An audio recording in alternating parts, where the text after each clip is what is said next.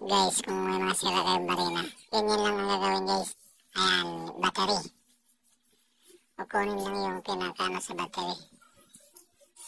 Pinaka-carbon niya na itim yung matigas. Ayan. Ayan guys. Yung carbon niya. Ngayon, puputulin yan, huhulmahin.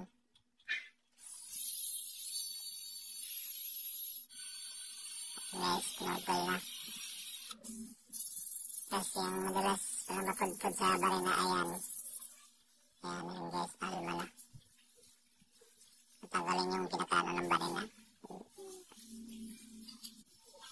Yan pala yung windows masira guys.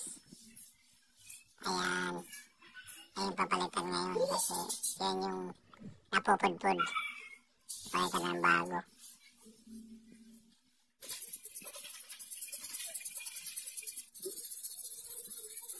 Ayan na guys.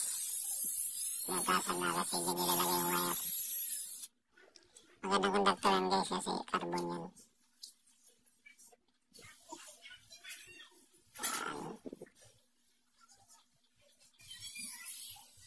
Ididikit para di matanggal. Babalik na. Ayun yun lang guys, kung may masira yung barila, yun yung babalikan. Yung ano, sa barina nyo. Ayan.